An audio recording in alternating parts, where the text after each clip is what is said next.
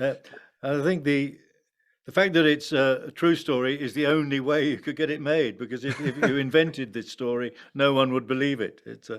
But it's an exciting tale. It's got an awful lot for going for it.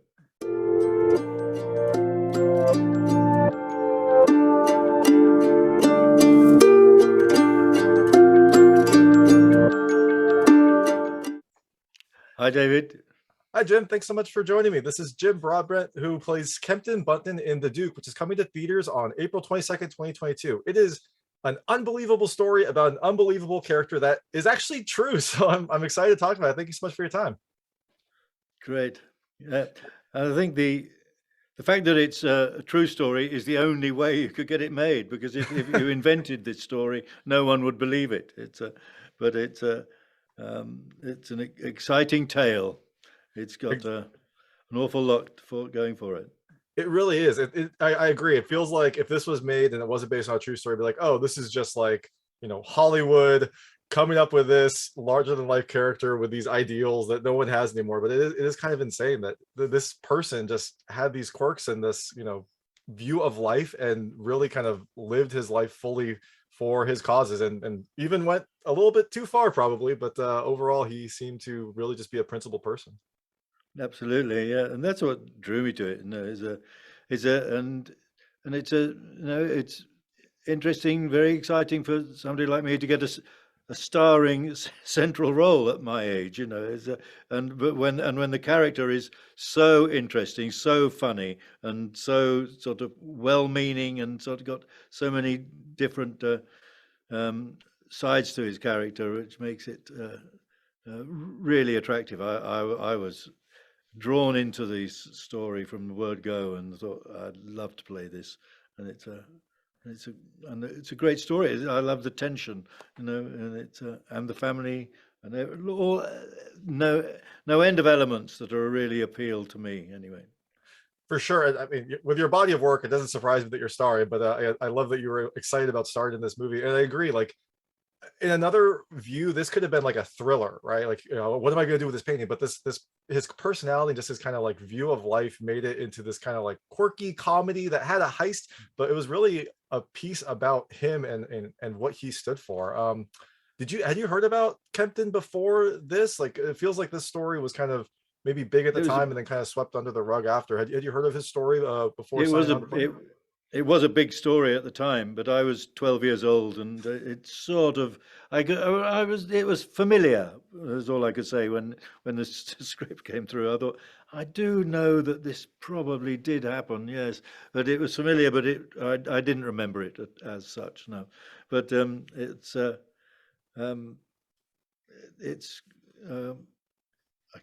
can't remember what your question was. Well, it seems like it. I love that it was kind of referenced in a Bond movie. That was probably kind of the height of the association, and then it just kind of went away for a bit. But then I guess recently in 2012, more information came up that made the story even more exciting and unbelievable. Yeah, there is this great twist to it. But I think originally the writers were going down the idea route of making it a heist movie, with all that tension into that.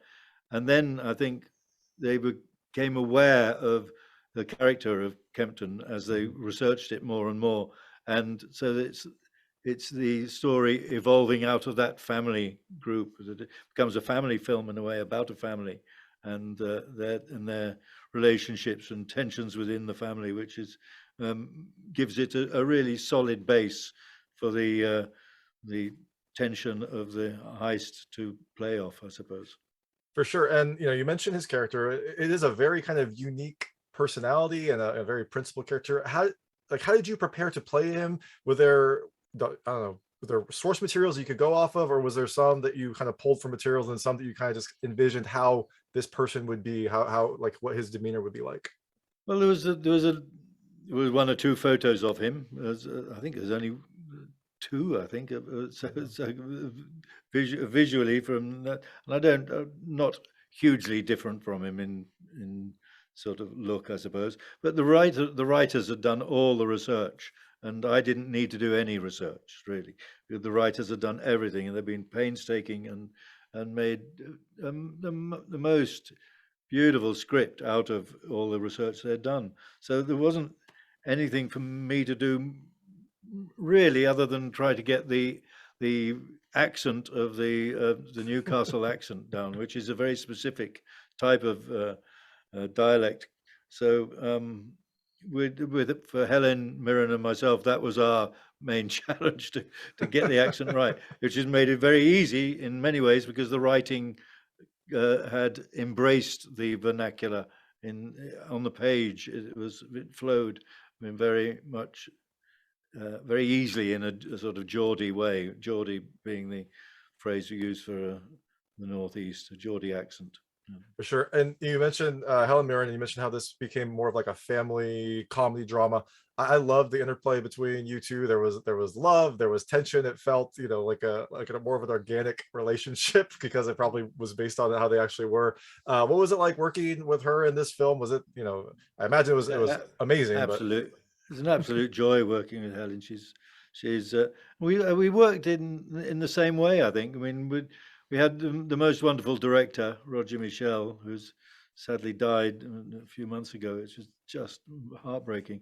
But he was a wonderful director, and we all got on. We all seemed to be on exactly the same wavelength right through the making of the film, and it was I don't remember one moment of tension or doubt or questioning it in any serious way at all. It was just the most delightful filming experience I've ever had, really. And working with Helen was just a huge added bonus and she obviously playing a character. She's always swore that she'd never play a long-suffering wife, and here she is playing a very, very long-suffering wife, and there's no makeup, no, it was very dowdy. None of the great queens or empresses that she's been playing. There's a very different part for her, and it was thrilling to see it up close, and she was terrific. Yeah, for sure. I mean, everyone was. This entire film had just a phenomenal cast. I also really loved probably my second favorite character after you, of course, was Matthew Goode as the barrister. Because in this very tense moment, this kind of like dark time, or it could be very dark time, he just had this calming presence about him. And I wonder, what was it like working with him as well? Because he was great on screen. It must have been fun to kind of see him in court. Yeah, absolutely. I've done something else with Matthew some time ago. He's terrific, really. Perfect casting. I mean, Roger Michel's casting across the board was wonderful, and the other barrister, John Heffernan, the prosecution is a chilling character, and it sets up a wonderful comedic dynamic between them all, really. For sure. So I know we have limited time. I'd like to switch. I call it the lightning round. They're just lightweight questions about the film. I want to see how your personal experiences map to things that happen in the film. You can feel free not to answer any of them. I will not be offended, but I try to keep them very answerable. Kempton was fighting for a lot of causes in his life. Have you ever demonstrated or protested for some sort of cause, or even like volunteered to help with some sort of cause? I have. I've been on a few marches, and in my time, but I've never been a vehement activist, I must say. I'm not, but I've been in Grosvenor Square and during the Vietnam War, and when there was a big march against the Iraq War back in the day. I was part of that. I mean, getting out there is. But on the whole, I'm not. I can't claim to be an activist who's out there on the front line at any given time.